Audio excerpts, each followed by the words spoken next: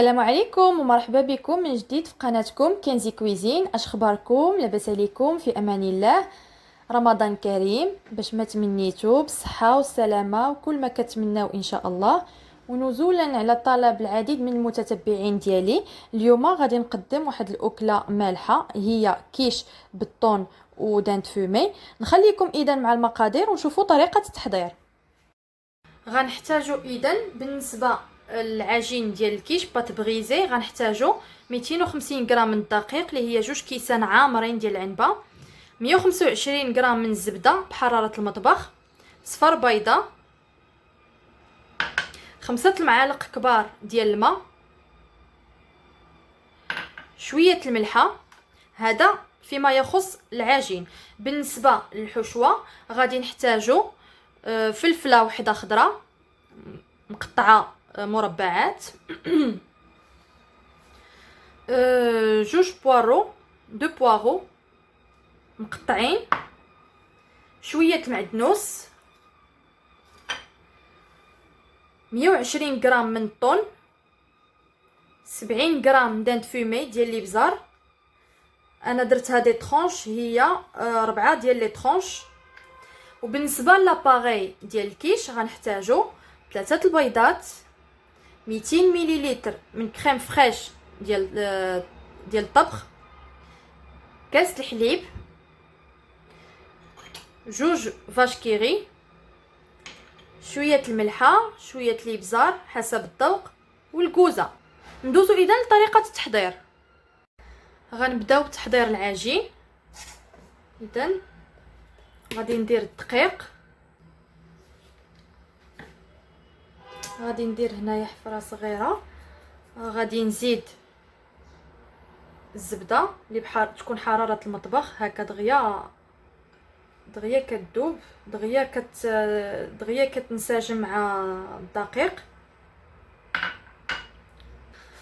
غادي نخلط صفر بيضه مع 5 المعالق كبار ديال الماء،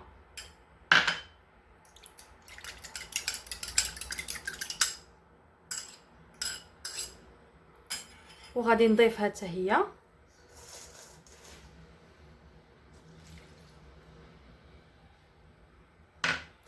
غنخلط المكونات باصابع اليد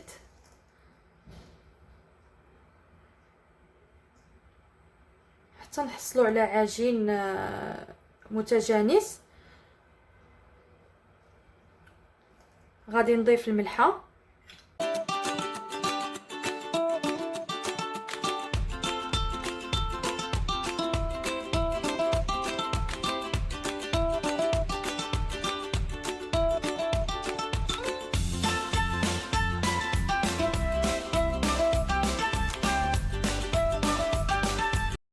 ها هي اذا العجين ديال الكيش بات بغيزي.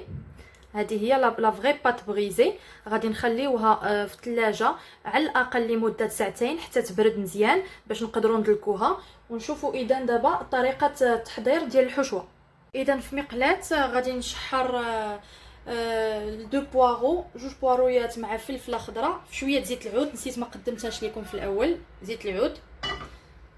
غادي نضيف بوارو،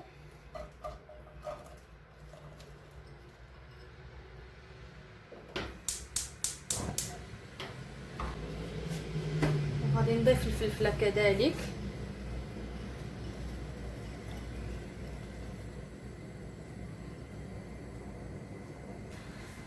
في التوابل غادي ندير الملحه والابزار فقط.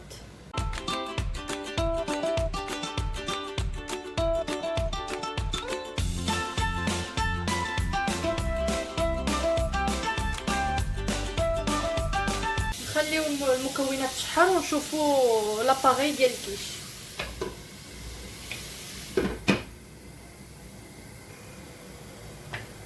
غادي نديرو 3 البيضات،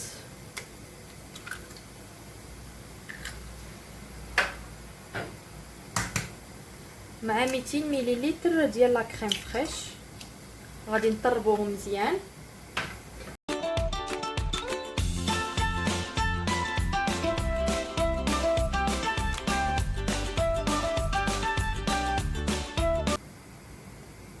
غادي نضيف لا كريم فريش ديال الطبخ 200 مليلتر.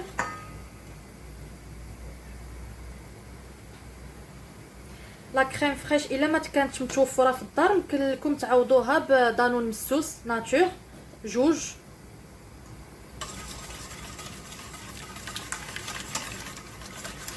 حتى هي كتجي مزيانه.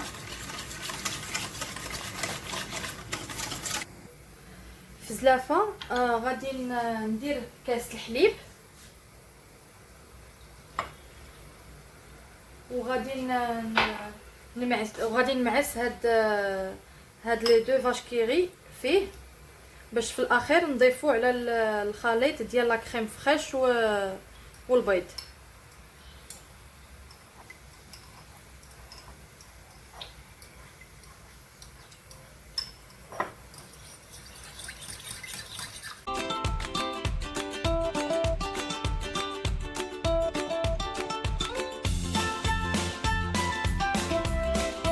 الاخير غادي نضيف الملحه اللي بزار وشويه الكوزه.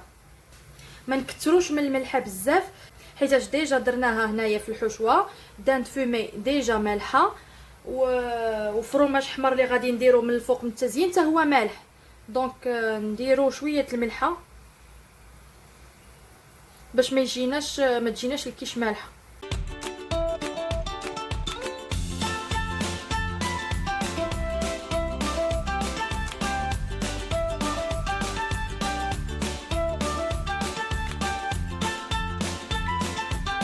كتعجبني النسمه ديال الكوزه مع الكيش، كتجي غزاله.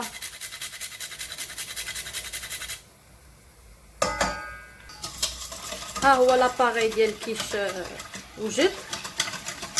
ما نساوش التحريك ديال الحشوه باش ما تحرقش لينا. نقرب شويه المعدنوس وغادي نضيفو لاباري كيش. بغيتو تضيفوه لاباريا كيش، بغيتو تضيفوه للحشوه ديال البوارو والفلفله الخضراء، لكم الاختيار.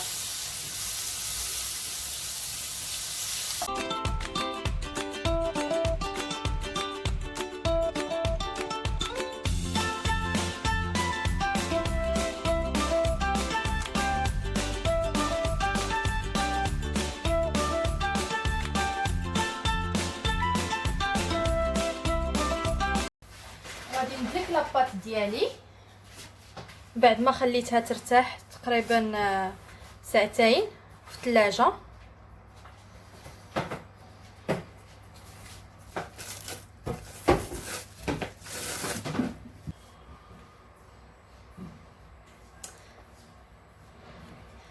لاباط بغيزي غادي تبدا تقرد لينا بحال هكا، ولكن اون فوا غادي نديروها في المول غادي نلصقوا بحال هكذا الجناب دغيا كيلصقوا.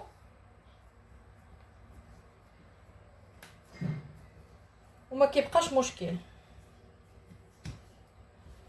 هاد لاباط بغيزي يمكننا نستعملوها كو ساسوا في لي روسيت صالي، في الاكلات المالحه ولا في الاكلات الحلوه، بحال الا بغينا نديرو طاخت لي طاخت حلوين بالفريز بالسيترون باي حاجه كنستعملوا هاد لاباط بغيزي.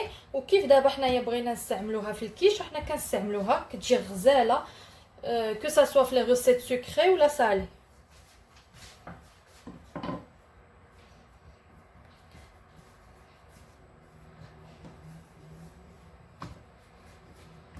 انا عندي المول دائري، غادي نحاول ندلكها دائريا.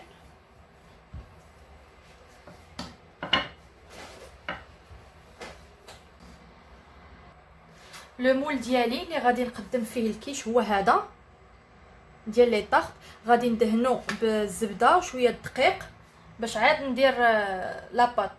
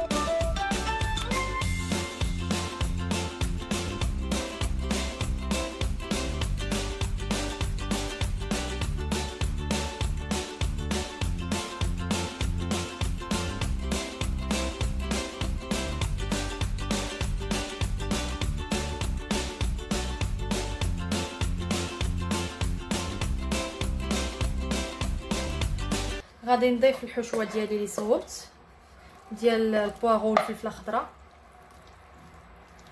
غادي ندخل كلشي يطيب في مره. غادي نشعل على لتحت الفران هو الاول، طيب على المهل، وعاد غادي نشعل الفوق. فاش غادي نبغي نقدمها نشعل الفوق شويه على ما يذوب الفرomاج.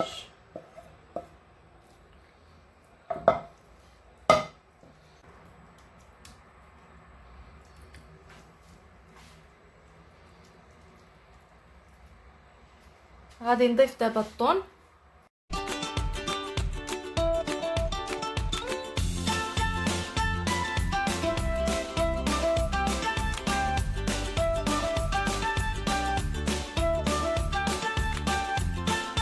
كنت قطعت الشرائح ديالي ديال داند فومي هكذا، شرائح طوال.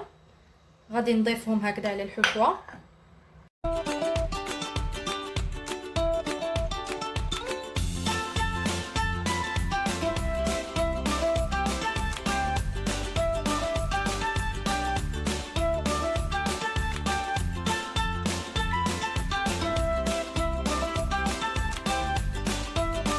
ودابا غادي نزيد لاباغي ديالي ديال الكيش اللي كنا حضرنا.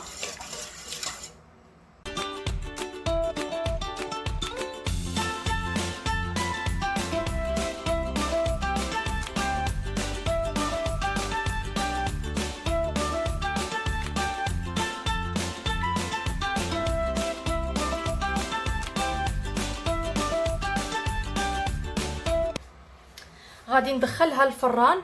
غادي نشعل على التحت بوحدو حتى طيب، وحتى نبغي ما غاديش ندير فرomاج حمر دابا حتى نشوفها طابت. عاد نخرجها ندير فرomاج حمر، نشعل عليه شويه من الفوق ونقدموها.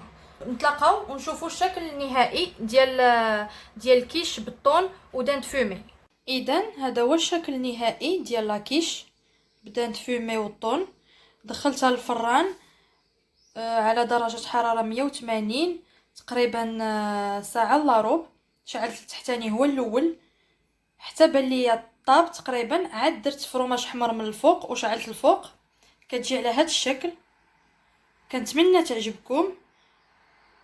الا عجبكم الفيديو لايكيو بارطاجيو وتابوناو لاشين ديالي كنزي كويزين. كما كنقول لكم ديما، الى اللقاء في وجبه جديده سهله ولذيذه.